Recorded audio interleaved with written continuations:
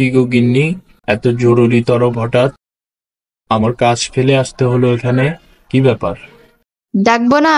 বিকালে রান্না করার মতো চাউল আছে ঘরে? সারাদিন শুধু টই টই করে ঘোরো। সংসারের কোনো চিন্তা আছে তোমার? কি বলো, চাউল শেষ? আমি 2 দিন আগেও তো 2 কেজি চাউল এনেছিলাম। এত তাড়াতাড়ি শেষ হয়ে গেল? ওই 2 কেজি চাউলে আর কয়দিন যায়? আবার ইমাম সাহেব আসছিল, তাকে মুষ্টির চাউল দিয়েছি। দ্রুত বাজারে যাও, চাউল নিয়ে আসো। আমি সারাদিন পরিশ্রম করি, তারপরেও তুমি আমার সাথে এই ব্যবহার করছো? আমি তো চেষ্টা করছি অভাব দূর করার, না হলে আমি কি করব? পরিশ্রম না কচু, সারাদিনে 10টা পাখি মারতে পারে না, তার আবার পরিশ্রম? কি করব গিন্নি? আমি তো চেষ্টা করছি অভাব দূর করার, আর আমি যা কাজ করি তা তো তোমার জন্যই নাকি? আমি এত কিছু বুঝি না। যদি ঠিকমতো খাবার পোশাক না দিতে পারো, তাহলে আমি চললুম আমার বাপের বাড়ি। না, আমি বাজারে যাচ্ছি। আচ্ছা শোনো, আমার বন্দুকটাও নিয়ে এসো, বাজার আমি পাঠিয়ে দেব। আর কিছুদিনের জন্য শিকারে বের হব, কিছুদিন পর বাড়িতে ফিরবো। সাবধানে থেকো। আচ্ছা দাঁড়াও, আনছি।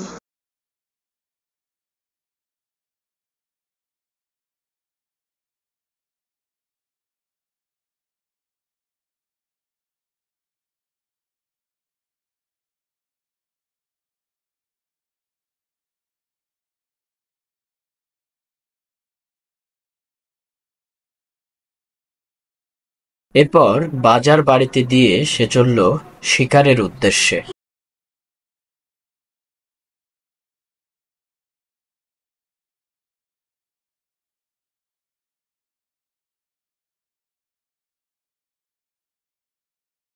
আর এই যে সরু গাছের উপর দিয়ে হেঁটে যেতে দেখছেন, ইনি হচ্ছেন রাজা সিদ্ধানচন্দ্র। সে ধর্মে একজন হিন্দু। সে এখন যাচ্ছে তার বাগানে। চলুন তার বাগানটি দেখে আসি।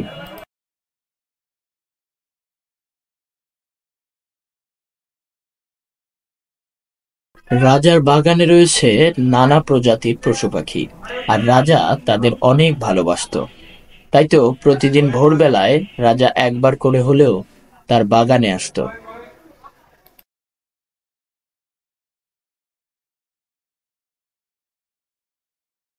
যাক, ভগবানের দয়ায় বাগানের সব পশু পাখি ঠিকঠাক আছে। আর আমাকে সাবধান থাকতে হবে, আশপাশে যেভাবে শিকারীর উৎপাত বেড়েছে, তারা যদি আমার এই বাগানের সন্ধান পায়, তাহলে এখানকার একটা পশু পাখিও বাঁচবে না। বলে রাজা সেখান থেকে চলে গেল। এভাবে রাজা প্রতিদিনই সকালবেলা একবার করে বাগানে আসতো। এদিকে শিকারী টানা একদিন হেঁটে ক্লান্ত হয়ে বলল, না, আজ গত একটা দিন ধরে হাঁটছি, এখনো পর্যন্ত কোনো শিকার পেলাম না। আল্লাহ জানে কপালে কি আছে। ওদিকে স্ত্রীও না খেয়ে আছে। তবে যত যাই হোক, খালি হাতে তো আর বাড়ি ফেরা যাবে না, কিছু না কিছু নিয়েই যেতে হবে। হয় অর্থ, নয়তো কোনো শিকার। যাই দেখি, আরো সামনে যাই। তবে শরীরটা বেশ ক্লান্ত মনে হচ্ছে, একটু ঘুমিয়ে নেই। বলে শিকারী সেখানে ঘুমিয়ে পড়ল। শিকারীর ঘুম থেকে উঠতে উঠতে রাত হয়ে গেল, আর তাই সে রাতেই পথ চলা শুরু করে দিল।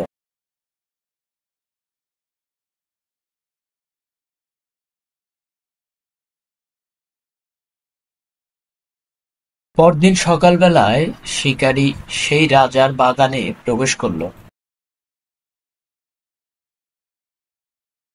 এবং সেখানে গিয়ে সে এতগুলো পশু পাখি একসাথে দেখে অনেকটাই অবাক হলো এবং খুশিও হলো। ওরে বাবা, এতগুলো শিকার! যাক, এবার মনে হয় কপালটা খুললো। রোজ গিন্নির এই ভ্যাক ভ্যাকানি আর শুনতে হবে না। সে সেখানে কথা বলতে বলতেই সেখানে রাজা মশাই চলে এলেন এবং বললেন, কি ব্যাপার, তুমি কে? তোমাকে আগে তো কখনো এই রাজ্যে দেখিনি, আর তোমার পেছনে বন্দুক দেখা যায়। তুমি কি বনপশু হত্যা করো? আর তুমি আমার বাগানে কি করো? আমি সাগরপুর গ্রাম থেকে এসেছি। হ্যাঁ হুজুর, আমি শিকারী, শিকার খোঁজ করছি। পেটের দায়ে কি না কি করতে হয় বলুন। আপনার বাগানে এসেছিলাম, জঙ্গলের মধ্যে এত সুন্দর জায়গা আর পশু পাখি দেখে শুধু দাঁড়িয়েছি। আমি জানতাম না যে এটি আপনার বাগান। আমাকে মাফ করবেন হুজুর। ঠিক আছে ঠিক আছে, তুমি এখনো পর্যন্ত আমার বাগানের কোনো পশু হত্যা করোনি, তাই আমি তোমাকে মাফ করে দিলাম। কিন্তু কতদিন আর এই পাপ কাজ করবে? অন্য কোনো কাজ কেন করো না? পশুকে হত্যা করে বা খাঁচায় বন্দি করে কি লাভ পাও? সামান্য অর্থের জন্য এত বড় পাপ কাজ করো? তোমাকে যদি এখন আমি কারাগারে বন্দি করি, তাহলে তোমার জীবনটা কেমন হবে? কেমন লাগবে তোমার, বলো তো? আমাকে ক্ষমা করবেন হুজুর, আমি কখনো আর এই পাপ কাজ করব না। তবুও আমাকে বন্দি করবেন না, আমাকে যেতে দিন। আসলে বাড়িতে অভাব চলছে তো, তাই এই কাজ করি। আমাকে মাফ করুন হুজুর। ঠিক আছে ঠিক আছে, মাফ করলাম। তোমার যেহেতু কাজ নেই, তাই আজ থেকে এই বাগান দেখার দায়িত্ব আমি তোমাকে দিলাম। বিনিময়ে তুমি কিছু অর্থ পাবে, এতে তোমার অভাবও ঘুচবে। কি, রাজি আছো কাজ করতে?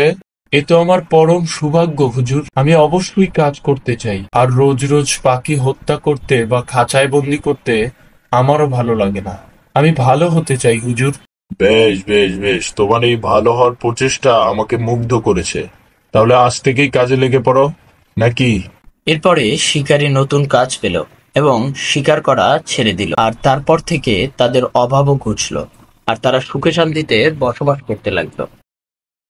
বন্ধুরা, এই ধরনের কার্টুন ভিডিও পেতে আমাদের চ্যানেলটি সাবস্ক্রাইব করে আমাদের পাশেই থাকুন এবং নতুন নতুন আপডেট পেতে বেল আইকনে ক্লিক করুন। ধন্যবাদ।